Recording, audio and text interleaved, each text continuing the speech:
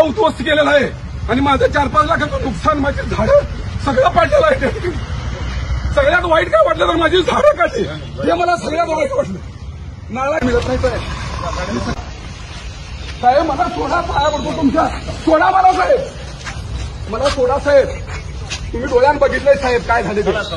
माझी नारळाची 7 झाडं त्याचं सगळं उद्ध्वस्त केलं. त्याचबरोबर तिथं मी 3 लाख रुपये खर्च करून शेताला वॉल कंपाऊंड घातलं होतं.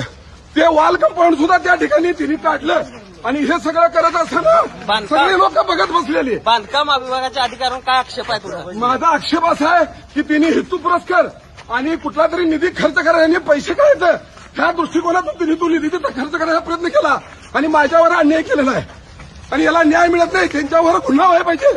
शासन झाडं लावायला पैसे देते आणि हिने मी स्वतः लावलेले झाडं नष्ट केल्यात.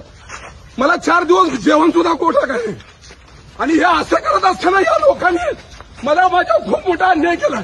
पोलीस स्टेशनमध्ये रात्री 9 वाजता गेलो, तिथं फिर्याद घेतली नाही माझी. मी 9 वाजेपर्यंत बसलो, फिर्याद घेतली नाही त्या ठिकाणी माझी. आणि न्याय मिळत नाही तोपर्यंत सगळ्यांनी माझ्या बरोबर हजर राहावं. सगळ्यांनी मला पाठबळ द्यावं, मीडियानं सुद्धा. मला सोडा माझं निवारा शेताचं काढले, माझं कंपाऊंड माझ्या हातीत असताना काढले. कागलचे ऑफिस आहेत लोक, बांधकामचे ते सगळे भ्रष्ट आहेत, त्यांची चौकशी व्हायला पाहिजे. सगळे मिळायला पाहिजे साहेब. तिथं पैसे काय काढून घेऊ नका साहेब, काही काढून घेऊ नका साहेब. फार मोठा मी तडपडा लागलोय 8 दिवस मला सण खाऊ दिला नाही. आत्महत्याचा प्रयत्न करताय, विनंती केली.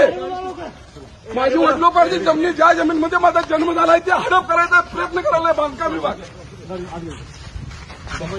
त्याला काय नेमकं झालंय माझे नाही तोपर्यंत मला समाधान लागलं साहेब. मी काय गुंड नव्हे, मला एवढ्या लोकांनी धरायला तुम्ही बोलवाल तिथं मी आलोय. मी काय गुंड नव्हे, एवढ्या लोकांनी मला